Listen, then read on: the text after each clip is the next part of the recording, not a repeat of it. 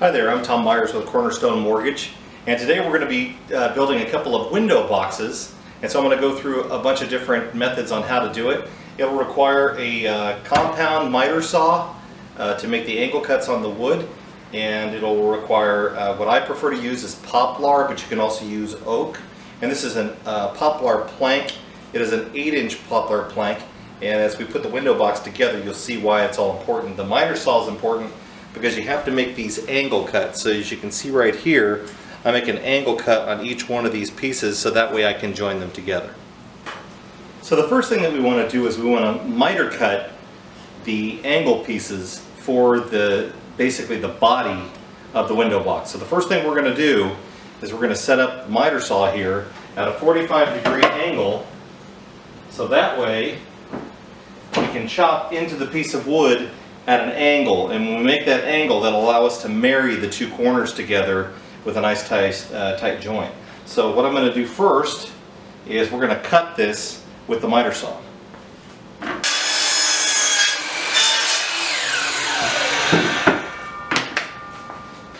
Now the next step is to cut this piece to length. So generally speaking, when I'm building a window box, I decide how much the depth of the window box is going to be away from the wall. In some cases, what you might decide is that you want to hang a curtain underneath it, so you need enough room to mount the hardware to each side of this window box. So what I generally will do is I'll measure about 6 inches along the back side with the miter cut. So I'll go from the back side 6 inches to this end, and then what I'll do so that I can make sure the window box is equal on both sides, I'll actually marry the two together when I go to cut them. Instead of just measuring, it makes it a little bit faster. I'll stack them together like this, put them on the saw, and then cut right on this angle, pulling this piece away before I start to cut.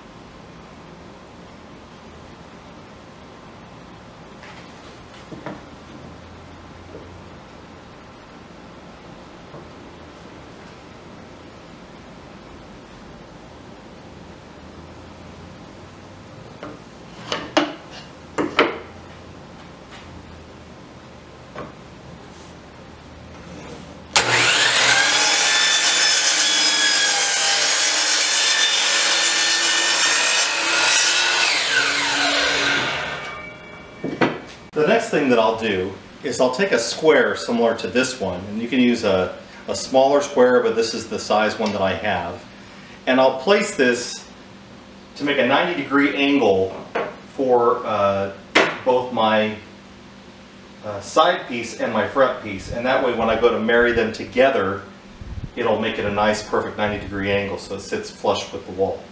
So I'll set it up against the large piece, and then I will make it perfectly square so that way this piece and this piece are exactly 90 degrees. Then what I'll do is I'll take this piece and I'll glue it and set it for a little while before I finish nail it, which is usually the way that I put these together is with finish nails. That way it's nice and clean, and before I paint it or stain it, I'll patch it with wood putty in those small holes, and you only have to put a couple of holes, you don't have to use a lot. What I'll generally tend to do when I glue it is I'll take a small painter's brush like this one that you can get in any craft store, and I'll coat it and I'll brush it on nice and evenly. That way it's complete between the entire piece and married to that. Wood glue is really strong. This stuff should hold forever basically, or at least as long as you have your house, and that'll keep this piece and that piece along with the finish nails from ever coming apart. It makes it nice and strong.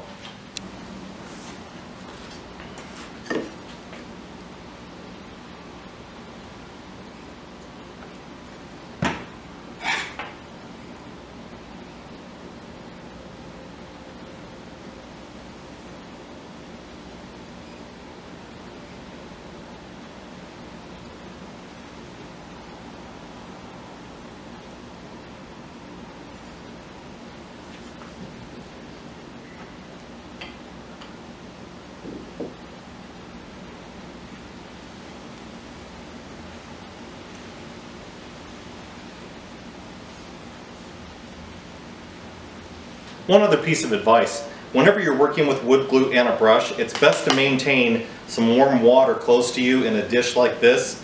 That way when you're not using in between gluing, you can clean the brush off. So literally some warm water in here will dilute it, and then you'll have a nice clean brush again, and all you have to do is just wring it out real quick to start using it again once you start gluing. So the next thing that I'm going to do is I'm going to use this Boss Stitch brad nailer, and I use on this one about a 1-inch nail, and these 1-inch brad nails are really tiny and thin, if you can tell. And usually what it'll allow me to do is once I've glued it, I can put it together with those nails, and that'll pretty much make it super tight so that that doesn't come apart.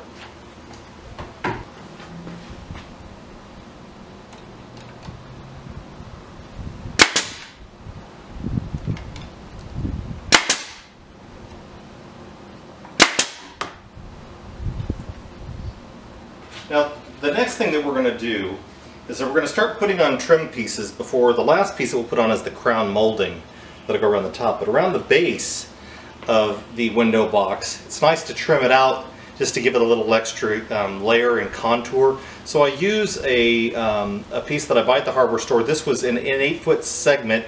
This was $6, $7, and as you can see, it's kind of like a little piece of trim, and it really just goes right along the base of the unit itself. So I've already put the first part on.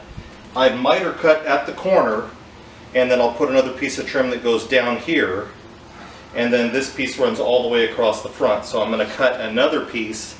Unfortunately, this is a 9-foot window box above a very large window, and they don't make pieces any longer than an 8-foot segment. So what you have to do is you have to kind of find the middle of this, which is about 4.5 feet. And then you have to cut two 8-foot pieces to fit that 9-foot segment. So you have to miter it in the middle though to make it look clean. You don't want to use a straight flat cut whenever you're dealing with trim or crown molding. You want to kind of tie it together using a miter or an angle cut. That way it kind of overlaps it, gives it a little more strength. Plus it looks a little classier. And when you go to sand it, actually, you can sand it to the point where you won't even be able to tell that there was more than 2 pieces there, that it looks like one continuous piece. If you kind of try to put a seam in the middle of it, it makes it a little bit harder to make it look like it's still just one piece. So we're going to go ahead and we're going to cut this piece now and finish the rest of the long segment on this, and then we'll finish it up by putting 2 side pieces on here that will also miter cut as well.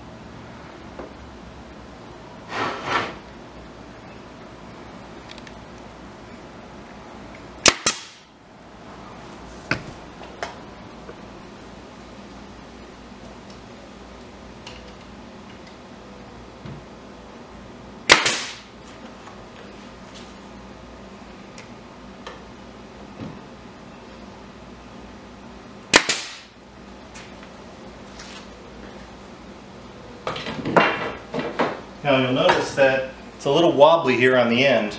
The reason for that is that the brad nails that I have are a little bit long, and so to make sure that I get all the way through, what I've done is I've used a little bit longer brad nail, and then what I'll do is I'll come along with a pair of snips here, and I'll find each one of the extra nails that are hanging out, and I'll clip each one off. Now, a word to the wise, when you're putting this stuff together, do yourself a favor and use a lot of glue and very few nails. The fewer nails that you can use on trim, the less work that you have to do when you go to clean it up later on as you get ready to paint. You won't have to put a ton of work into patching holes.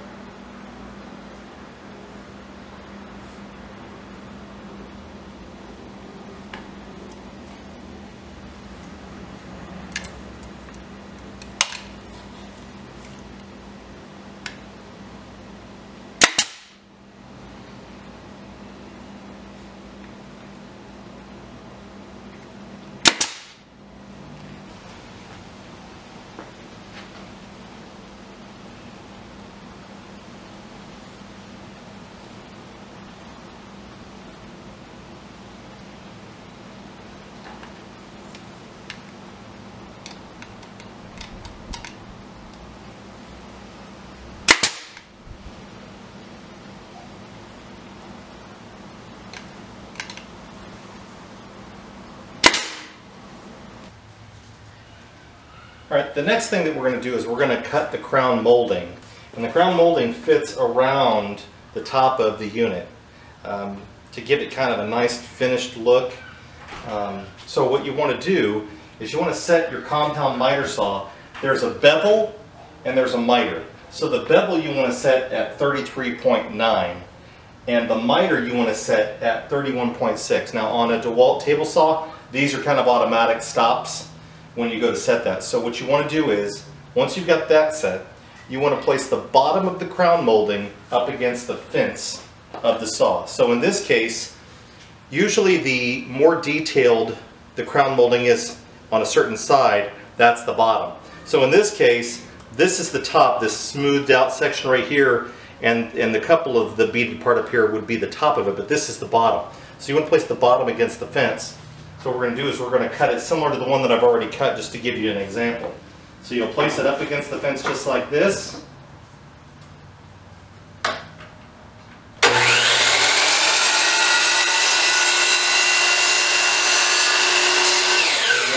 right through it.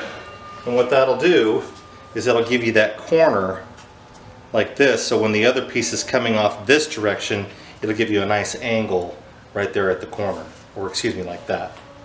So for now, we're going to cut the rest of it and get these put in place. So now, as you can see, all of the construction is finished and the trim and the crown molding are all mounted on. So with that, this is 9 feet long, and this will hang above the living room window in my home. And from the back side you can see how the crown molding comes together at the corner there. And then there's a mounting plate that runs all on the back side here, all the way to the other end. And then on this end you can see where the crown molding, right here, if I can get that in focus, there's the crown molding, as well as that trim piece on the bottom there. So that really adds to the quality and the character of the item itself. So again, this will get mounted above a window, and then you can put a curtain rod up underneath it and put curtains on it, or use it for your mini blinds when you pull them all the way up to go underneath as well. So